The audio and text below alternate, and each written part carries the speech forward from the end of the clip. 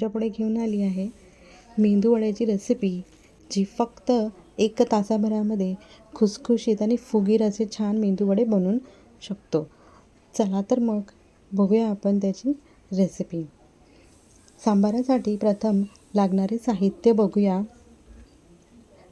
त्यासाठी लागणार आहे लाल भोपळा, कांदा, टमाटर आणि एक वांगं, शेवग्याची शेंग, डाळ भिजवली आहे ज्याच्यामध्ये ही आहे उडदाची डाळ. 1 तासभर भिजत घालायची. डाळीमध्ये आपण सगळे सांबारचे साहित्य टाकून त्याला कुकरमध्ये 3 शिट्ट्या काढून घेणार आहोत. डाळीमध्ये प्रथम दोन्ही डाळ मिक्स केलेल्या आहेत, उडीद डाळ आणि तूर डाळ, आणि याच्या आपण आता 2 शिट्ट्या काढून घेऊया.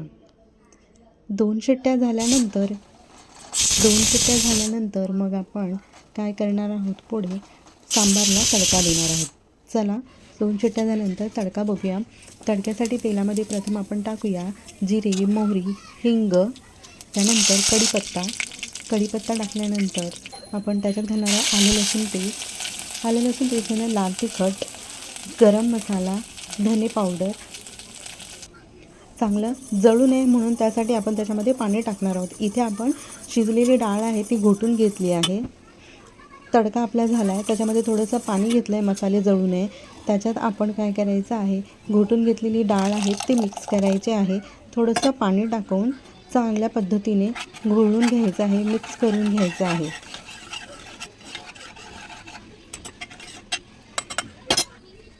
मिक्स करून झाल्यानंतर थोडंसं आपण मीठ टाकूया. हे आपण टाकले गुळ पावडर आहे, मी आवडीनुसार 2 चम्मच घेतले आहे. तुम्हाला आवडत असेल तर जास्त घाल. 1 चम्मच सांबार मसाला घेतला. हलवून घ्या.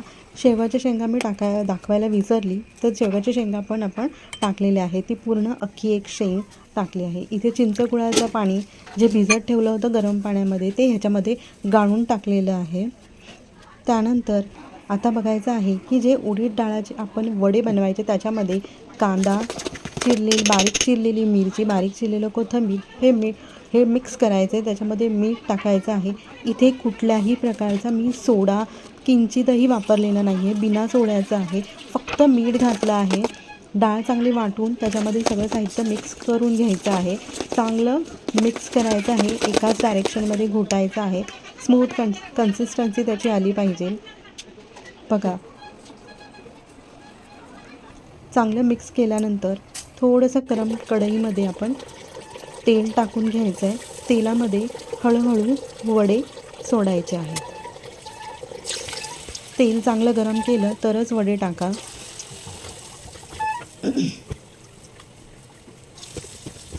एक करून वडे टाकले. हलकासा लाल रंग आला की त्याच्यानंतर वडे आपण पलटून घ्यायचे आहेत. एक वडा मी असाच टाकून पाहिला होता, जो काढून घेतला आता मी. परत त्याची एक बाजू व्यवस्थित शेकून घ्यायची. लालसर झाले आणि चम्मचला पलटताना छान कडक असे लागले तर समजायचे आपले झाले आहेत. गाळून घ्यायचे आहेत चांगले आणि टिश्यू पेपरवरती ठेवायचे, जेणेकरून त्याचा एक्स्ट्रा ऑइल जाईल. परत एक बॅच करून घेतली. सेम प्रोसेस फॉलो करायची. चम्मचने पण बघा छान त्याचा आवाज येतो कुरकुरीत खुसखुशीत झाल्याचा. परत एक बॅच आपण काढून घेतली ही गाळून चांगली. आता इथे आपण बघणार आहोत की हिरव्या चटणीची फोडणी गरम तेलामध्ये आपण टाकले आहे. जिरे, मोहरी, त्यानंतर मीठ, कढीपत्ता, थोडंसं हिंग, ह्याची चांगला तडका द्यायचा आणि आपल्या नारळाची जी चटणी आहे त्याच्यामध्ये गरम गरम ओतून द्यायचं आहे. चांगलं मिक्स करून घ्यायचे आहे मीठ टाकून. मीठ हे आवडीनुसार असतं. चांगलं ढवळून घ्या मस्तपैकी. हिरवी चटणी पण आपली तयार झाली आहे. ही चटणी तुम्ही करून बघा. मेंदूवड्याचा सांबार आणि मेंदूवडे ही प्रोसेस तुम्ही फॉलो करा आणि तुमचे मेंदूवडे बघा, खरंच खूप छान खुसखुशीत आणि कुरकुरीत एकदम मस्त तयार होतात. तुम्ही ते बघितलात फोडून तर तुम्हाला कळेल आतमध्ये त्याला एक फुगीरपणा आलेला असतो आणि जाळी तयार होते, जशी की आपल्या डोस्याला वगैरे दिसते त्याप्रमाणे.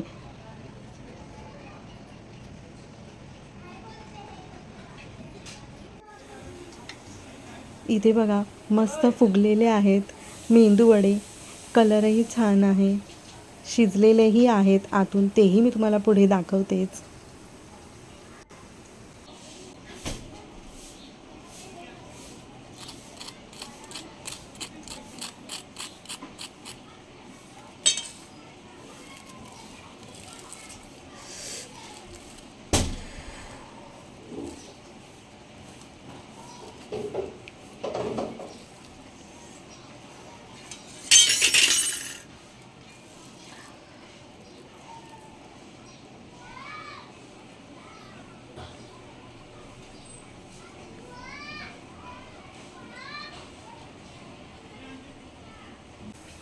रेसिपी आवडल्यास लाईक करा, शेअर करा आणि सबस्क्राईब करा, जेणेकरून तुम्हाला अजून माझ्या नवीन नवीन रेसिपीज तुमच्यापर्यंत लगेच पोहोचतील आणि फक्त कमी वेळामध्ये जास्त साहित्य न वापरता झटकीपट रेसिपी आपल्याला बनवता येईल अशा रेसिपी मी टाकत असते.